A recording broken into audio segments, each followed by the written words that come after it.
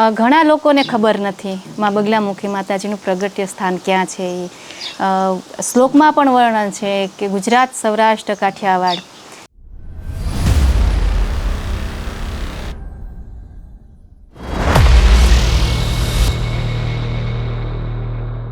તમે જોઈ શકો છો, અમારી નજર અત્યારે પડી કે નારિયેળ પણ લીલા હોય એની જગ્યાએ અત્યારે અહીંયા પીળા છે.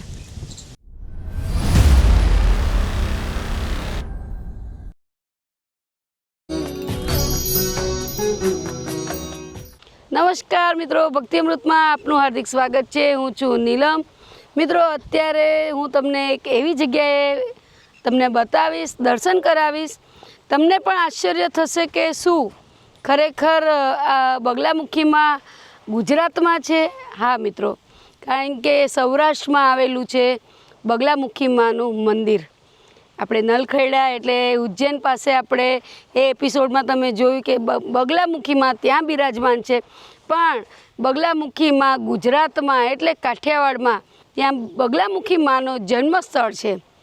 અને અમને પણ નહોતી ખબર. અમને ખબર પડી એટલે અમે તરત વિડીયો બનાવ્યો, જેથી આપણા મિત્રોને નજીકમાં નજીક અહીંયા સૌરાષ્ટ્રમાં પડે. મિત્રો, હું તમને અહીંનો માની જન્મભૂમિ છે, અહીંનો ઇતિહાસ શું છે, માં અહીંયા એમને કેમ જન્મ લીધો, એ સંપૂર્ણ ઇતિહાસ હું તમને બતાવીશ. તો મારી સાથે જોડાયેલો એ પ્રથમ આપણે માના દર્શન કરી લઈએ.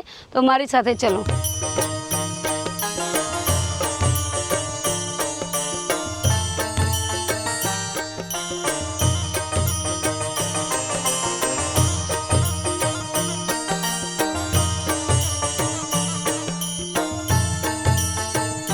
મિત્રો, બગલામુખીમાં એટલે 10 મહાવિદ્યામાંથી 8મી મહાવિદ્યા એટલે કે બગલામુખીમાં છે.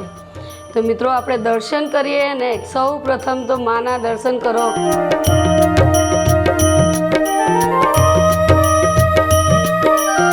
તો મિત્રો, આપણે મંદિરના દર્શન કર્યા અને માના પણ દર્શન કર્યા. પણ તમે માનો ઓરિજિનલ મઢ જ્યાં છે, જ્યાં મા બાળ સ્વરૂપે બિરાજમાન છે, આપણે એના દર્શન કરીશું.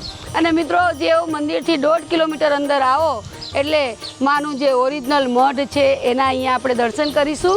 અને તમે જોઈ શકો છો કે આ જે અત્યારે બની રહ્યું છે માનું મંદિર, માં બગલામુખી માનું નાનું બાળ સ્વરૂપ જે છે એમનું મંદિર બની રહ્યું છે. આ હવેલી ટાઈપ મંદિર બની રહ્યું છે. તો મિત્રો, તમે જુઓ. અને આપણે હવે મા સાથે જઈને વાત કરીશું ને માના દર્શન કરીશું. જેવી રીતે નલખેડામાં માં 3 દેવીમાં બિરાજમાન છે, એવી રીતે અહીંયા પણ 3 દેવી બિરાજમાન છે. ને માં 10 મહાવિદ્યાના દેવી છે એટલે એમની સાથે 3 દેવી તો હોય જ, એવી રીતે અહીંયા પણ છે. તો ચલો મિત્રો, આપણે મા સાથે જઈને વાત કરીએ. માં ભક્તિ અમૃતમાં આપનું હાર્દિક સ્વાગત છે. એ પહેલાં હું એમ કહું, સૌરાષ્ટ્રમાં અને કાઠિયાવાડમાં માં બગલામુખીમાં એ અહીંયા જન્મસ્થળ છે એમનું.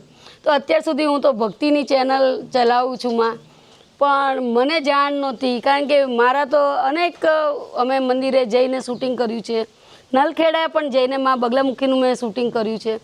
તો અહીંયા આટલા વર્ષોથી આ મંદિર છે તો અમને ખબર નહોતી. એનું કારણ શું માં?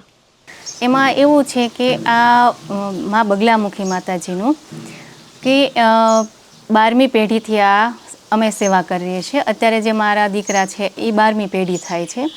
ને કહેવાય ને કે 400-450 વર્ષથી આ સેવા થઈ રહી છે ભટવાવડીની અંદર.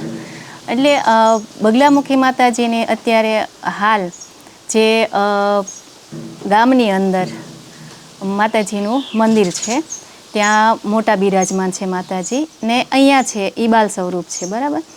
એટલે અલગ અલગ રીતે અહીંયા પણ અલગ અલગ રીતે સેવા થાય છે, ત્યાં પણ અલગ અલગ રીતે સેવા થાય છે. ને ઘણા વર્ષોથી આ સેવા થાય છે.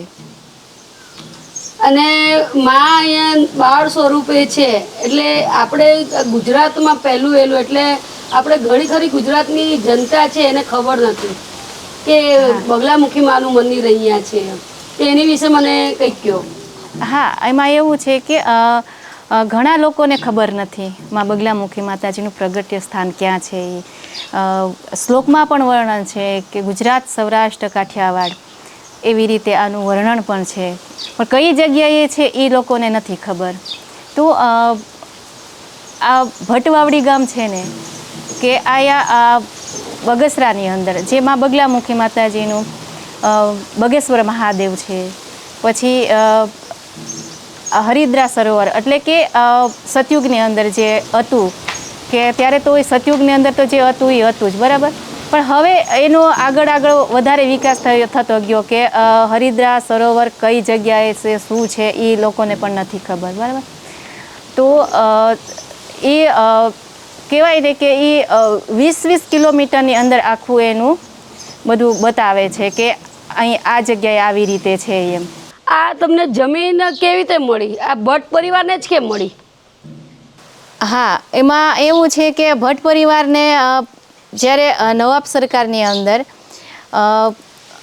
એમને અમુક કાર્ય સિદ્ધ નહોતા થતા હતા, તો એ ભૂદેવોને ત્યાં બોલાવ્યા હતા ને ત્યાં યજ્ઞ કર્યો ને એમનું કાર્ય સિદ્ધ થયું. એટલે અમને એને કાર્ય સિદ્ધ થઈ ગયું એટલે અમને આ ભટ્ટ પરિવારને આ ભટ્ટવાવડી ગામ અમને આપ્યું છે દાનમાં. હા, દાનમાં આપ્યું છે. મિત્રો, માને પીળી વસ્તુ અતિશય પ્રિય છે. પીળો વસ્ત્ર હોય, પીળી ઝાર હોય, એવી રીતે આ જમીનની અંદર પણ માટી પણ પીળી છે. તમે જોઈ શકો છો, અમારી નજર અત્યારે પડી કે નાળિયેર પણ લીલા હોય એની જગ્યાએ અત્યારે અહીંયા પીળા છે.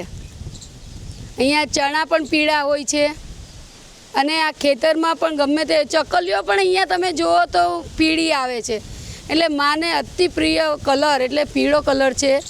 તો અહીંયા પીળી વસ્તુ, પીળા પક્ષી બધું જ અહીંયા આવે છે, કારણ કે માની જન્મભૂમિ છે આ. તો મિત્રો, અહીંયા આપણે માતાજી સાથે આપણે વાત કરીશું, જે અહીંયા માતાજીની દિવસ રાત માની સેવા કરે છે. જય માતાજી. જય માતાજી. જય માતાજી. માતાજી, અહીંયા આપણે માં કયા માતાજી બિરાજમાન છે? હા, અત્યારે તો માતાજી બગલામુખી માતાજી છે, કાલી માં છે, ત્રિપુર સુંદરી છે, અત્યારે બિરાજમાન છે. તો આપણે અંદર જઈને માના દર્શન કરાવી શકીએ? હા, તમે દર્શન કરી શકશો, પણ કેમેરાથી અમે દર્શન નથી, અલાઉડ નથી દર્શન કરવાનું. માની રજામંદી નથી? માની રજામંદી નથી. હા, અહીંયા અમે 400-450 વર્ષથી આ પૂજા આ મઠની અંદર પૂજા થાય છે. અને કહેવાય ને કે માં બગલામુખી માતાજીની અનુષ્ઠાન ગુપ્તમાં થાય છે ને એ લોકો સુધી નથી ખબર કે અહીંયા ગુપ્ત પૂજા થાય છે. અત્યારે હાલ 2-3 વર્ષથી માતાજીની અનુમતિથી આપણે મોટું મંદિર બનાવી રહ્યા છીએ. તો જ્યારે પણ આપણે અહીંયા આવો તો તમે અહીંયા માના દર્શન કરજો. અને ખૂબ સરસ નાના બાળ સ્વરૂપમાંનો અહીંયા જન્મ છે, જન્મભૂમિ છે. તો મિત્રો, આ જગ્યાએ તમે અવશ્ય આવજો. અને ગુજરાતમાં અને કાઠિયાવાડમાં માં બગલામુખીમાં બિરાજમાન છે. તો મિત્રો, અવશ્ય આવજો અને તમારા કોઈ પણ દુઃખ હોય એ માને અહીંયા કહેશો એટલે માં દૂર કરશે. તો મિત્રો, આ મંદિર અહીંયા આવેલું છે એ અમે તમને બતાવીશું, પણ અમે અહીંયા પોડકાસ્ટ પણ અમે કરવાના છે, જે તમને સંપૂર્ણ માહિતી અહીંનો ઇતિહાસ શું છે એ બધું જ અમે બતાવશું. એટલે પોડકાસ્ટ ખાસ જોજો કે ગુજરાતની અંદર એમાંય કાઠિયાવાડમાં માં સાક્ષાત બિરાજમાન છે, એ બાળ સ્વરૂપ. તો મિત્રો, આ જગ્યાએ અવશ્ય આવજો. અને તમને અમારો આ વિડીયો કેવો લાગ્યો લાઈક કરજો, શેર કરજો, સબસ્ક્રાઈબ કરજો. કોમેન્ટ બોક્સમાં જય માં બગલામુખી લખવાનું ભૂલતા નહીં.